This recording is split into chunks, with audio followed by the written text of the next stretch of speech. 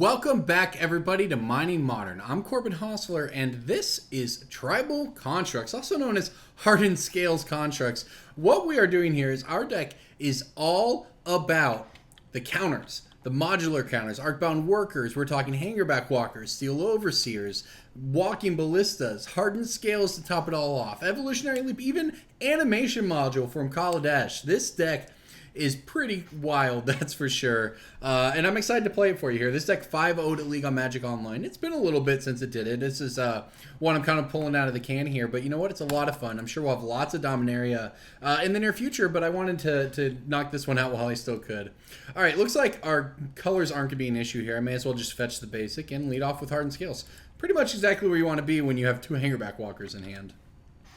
This means we can go turn 2 Hangarback, and I'll have 2 counters on it. And Evolutionary Leap to turn those Hangarbacks into creatures when we need them, into the Thopters, but also to get more creatures off the top of our deck. Evolutionary Leap, pretty sweet in a deck like this. Not sure what our opponent's on leading on Temple of Triumph. It might be the Sun and Moon deck. If there is an Ensnaring Bridge in our future, that would be quite bad. But if there's not, I suspect we'll be okay. So we'll see here. Okay, main phase Lightning Helix might just be some sort of burn deck, I suppose. I'm glad I didn't just shock myself. In fact, I probably will go out of my way to not do that now if they're on the Lightning Helix my face plan. But we are in the clear to just run out this Hangarback Walker on turn 2, though. Follow that up with probably the Overgrown Tomb tapped and just the second Walker, I would think. Although that... And then we can play the Mox Opal to have the mana to activate the first. Okay. That's a lot of Hangarback Walkers. I like it. There will be a lot of Thopters in this game, safe to say. Hardened Scales doing work. This card, you think it's not a big deal. It's just, oh, it's just one more counter, right?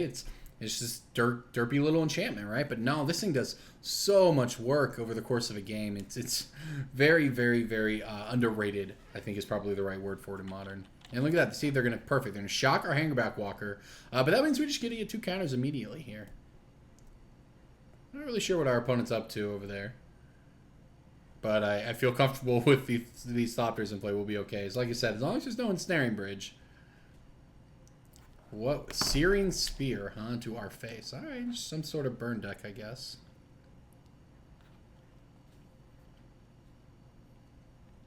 Not really much life gain in our deck until we get to sideboard and we have Collective Brutalities, but that shouldn't be so bad. And there's the Darksteel Citadel. We actually have Metalcraft already thanks to this. We'll go ahead and just do this, though.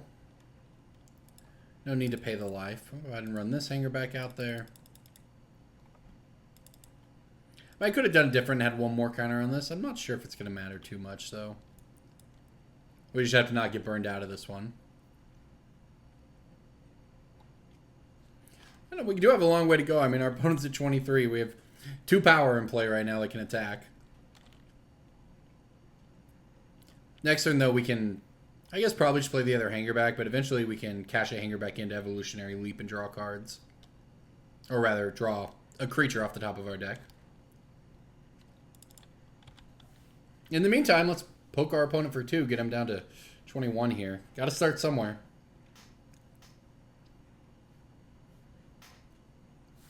All right, there's a Swift Sphere. All right, our opponent does have creatures. It's good to know. I wondered about that.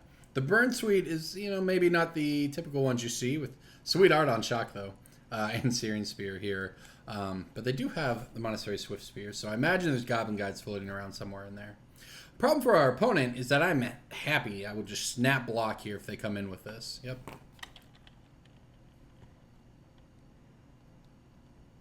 No reason at all not to throw this Hangarback in front of it. Forces our opponent to cast a spell to take out the Hangarback. Then we just have a bunch of Thopters.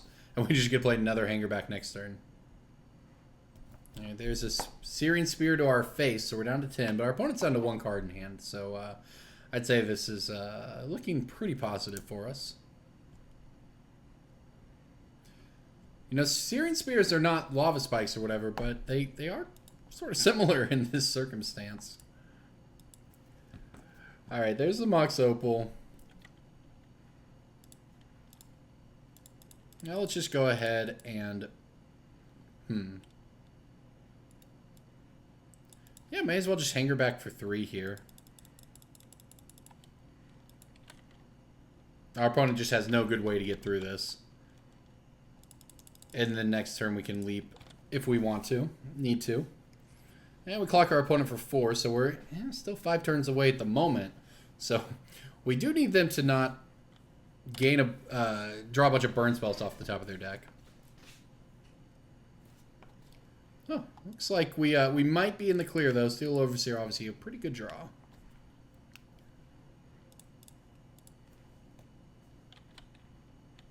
All right, let's just go ahead and crash in there with these. All right, puts our opponent down to 14. Incept here, we can grow the Hangarback Walker and sacrifice it to Evolutionary Leap, which might just win us the game. Let's see how many. Actually, I haven't done. No reason to do math when I'm just going to take the same line anyways, right?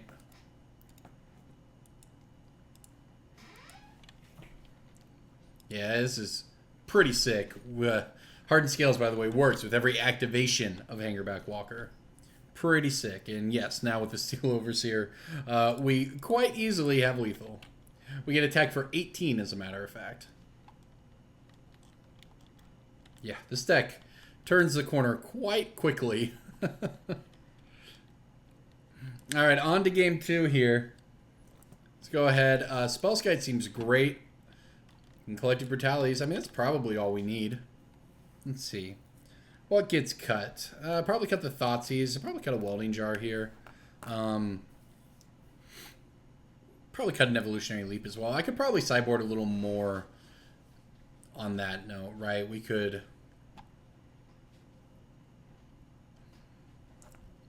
Yeah, I guess it would be... I guess I'll keep the Thoughtseize. The reason behind that is... whatever you take with the Thoughtseize when you play against a deck like Burn, yeah, Thoughtseize costs you 2 life. But you know what? It still trades for one of their cards, and it's going to trade for cards that can deal you at least 3, because that's how Burn decks work. So, you know, people... Obviously, you don't necessarily want to keep it in, but especially in sideboard games where our opponent could be packing Stony Silence, it actually, you know, does us a lot of good to have it in the deck. That said, it looks like we're going to get the Swift Spear first here, down to 19. Oh, good. There's a turn 1 play. All right, great. That said, I don't actually know if I would throw it on there.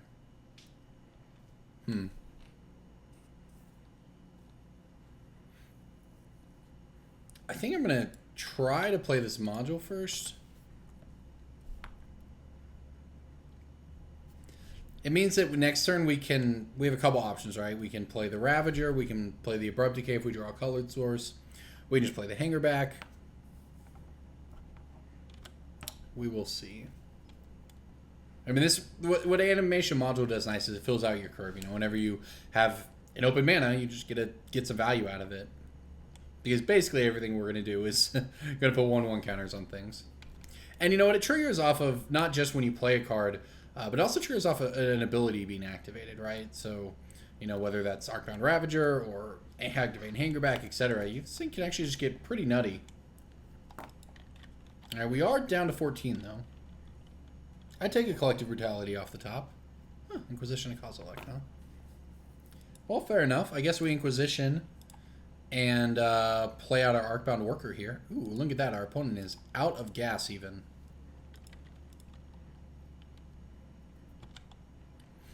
All right, so can't pay 1 this time around, but next time we can play Arcbound, or just Hangarback, I suppose. Hangarback and activate Inkmoth, or rather use Inkmoth to activate the animation module. And with our opponent out of gas, thanks to that Inquisition, this is going to look pretty good for us. There's a lot of lands they had in their hand. Let's see what they want to do. I mean, I see our path to victory here. You know, our opponent could draw a bunch of burn. They could kill our worker. That'd be kind of annoying. They could obviously draw Stony Silence. That would just be a dagger for us. I mean, we do have access to the Abrupt Decays to answer Stony Silence. That's why they're very good in the deck. But all right, so they just want to hit our life total, huh?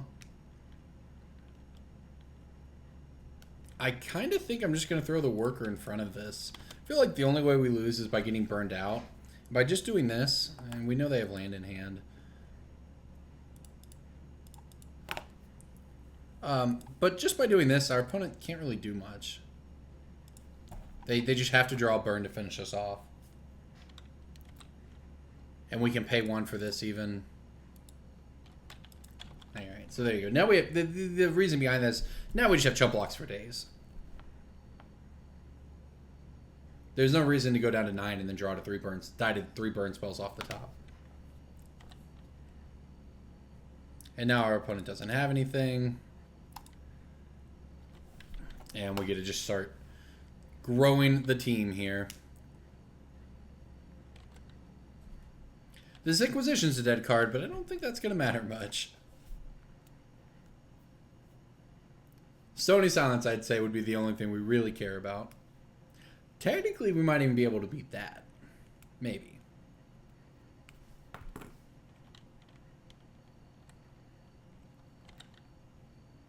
Alright, well, I'm just going to put the team in front of it here.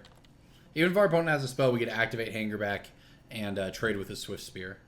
Unless they use their burn on one of our creatures. But regardless, we either get the Swift Spear off the table or we take no damage this turn. Good trade all around.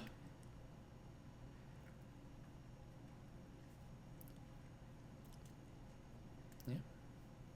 Okay, our opponent's going to do all the damage to our servo and not do anything to our Hangarback. I mean, that's reasonable. It doesn't really change anything, I suppose. They want to shock us. Yeah, as expected. Alright, so we'll go down to 9 here, but we will get the Montessori Swift Spear off the table. And our opponent is out of cards. So now we can just kind of go to town here with this Ravager and so on. Our Hangarback will not die. So we'll just still have the Hangarback and not have the tokens. I could have just put the Hangarback in front of it and then grown the tokens with Overseer, but I just don't know if it matters all that much. Alright, so let's go ahead and play the Ravager here. I actually don't want to use the module here. I think I would rather do it this way. Now we just activate Seal Overseer. Yeah, that's a lot of triggers. Unfortunately, we cannot pay for any of them. But I think this means that we have lethal with infect next turn. I could be wrong. Math is hard, but I think it means we have lethal with infect with Inkmoth. Probably can even clear the way with Inquisition here. It just doesn't matter. There's a lava spike. Alright, this should do it. Kind of matters too, since we wouldn't actually be able to kill our opponent for a minute otherwise.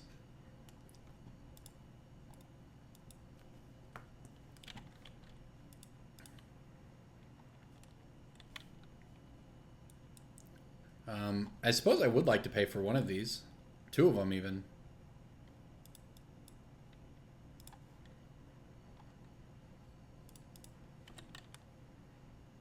Yeah, this animation module is actually pretty sweet in this deck.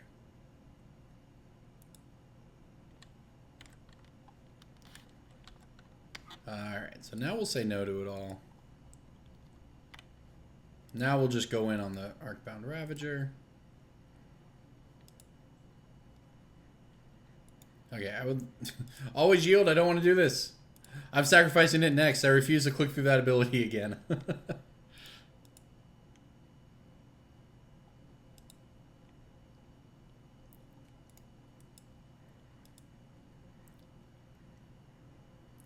Alright, we're up to 7 counters. There's 8. There's 9. And there we go. There's the game. Alright, we did it! Bird deck was a little different than usual, obviously, but you know what? Their spells all did 3 damage and killed our creatures when they wanted it to. We just got through it all with the Hangerbacks, and the animation module did work in that last game. And there you go. That's how you do it right there with Construct Tribal. I'm Corbin Hosfler. This is Mighty Modern. Thanks for watching, everyone.